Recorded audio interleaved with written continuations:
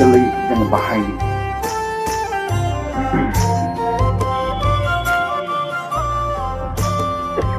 नाथाय दुखु गोनां मोनसे बाथ्रा, गोबां जोंनि ख्रिस्टियान जोहोलाव सिख्लाफोर, गोबां जोंनि ख्रिस्टियान सिबियारिफोर दिनै जोंनि एक्जिस्टिंखौ, जों जे बे संसाराव मानसि महरै जोनोम जाबाय, बिनि थांखिखौ जों आइडेन्टिफाइ खालामनो जोङो गोब्राब मोनदों। जोङो बुजियाखै। मैया आङो मोनसे बाथ्राखौ बुंबाय थादों, अथेन्टिक जेनुइननेस। जों जे गिर्जा हाबो, जों जे गिर्जानि एक्टिभिटिसफ्राव जोङो इनभल्भ जायो, जोङो बेसेबां जेनुइन। आं जि इसोरनि गोथां बाथ्राफोरखौ बिराद माखास्थ' लाबाय,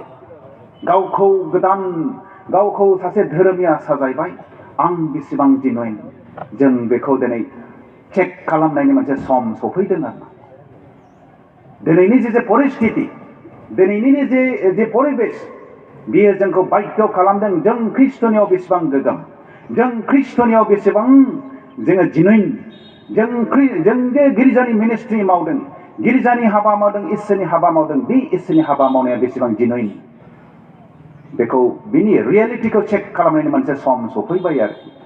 दा बेनिखायनो जोङो बेखौ जोङो नायनि, जों बे संसाराव मानो जोनोम जादों, आंहा बा आंखौ इसोरा बे संसाराव मानो हरदों, आंनि थांखिया मा, एज ए ख्रिस्टियान इउथ नोंथांनि थांखिया मा, जों बेखौ आइडेन्टिफाइ खालामनांगोन। आङो मोनसे बाथ्राखौ बावा,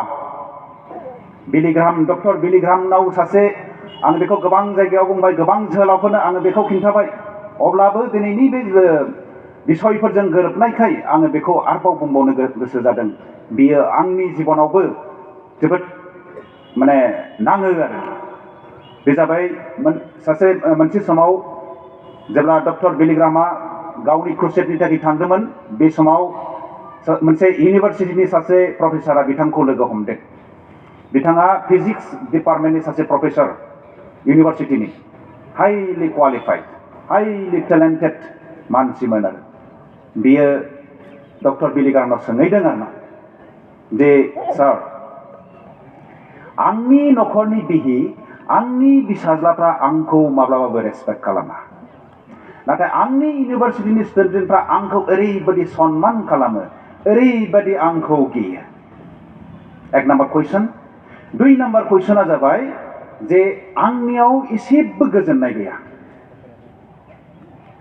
आङो हाइ सेलारि मोनो, गोबां सेलारि मोनो, बिराद गोजौ पजिशननि आङो मानसि, गोबां मानसिफ्रा आंखौ रेसपेक्ट खालामो, नाथाय आंनियाव एसेबो गोजोननाय गैया, आंनि न'खराव एसेबो गोजोननाय गैया। बे मोननै प्रश्नखौ खालामहैदों आरो। बे समाव डक्टर बिली ग्राहामा बुंदों जे नोंथाङा नोंथांनि जिबननि थांखिखौ मिथिगौ नामा? बियो बुङो मिथिया। बिथाङा खालि मिथिगौल' हाइलि बिथांनि एकाडेमिक केरियारा बिराद हाइ प्रफाइलनि। बिथाङा जे साख्रिखौ मावो बेबो बिराद गिदिर मोनसे पजिशननि मोनसे साख्रि, नाथाय अब्लाबो बियो गावनि जिउनि थांखिखौ मिथिया।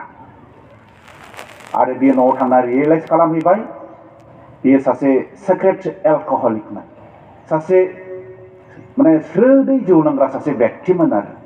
बियो माब्लाबाबो गावनि जिबना जे इसोरनि थाखाय, गावनि जिबना जे बे सुबुं माहारिनि थाखाय, बियो बेखौ माब्लाबाबो रियेलाइज खालामाखैमोन। बियो गावनि थाखायल' सिन्था खालामदों, गावनि केरियार, गावनि जब प्रफाइल, गावनि केरियारखौ बियो सिन्था खालामबाय थाबोदों आरो।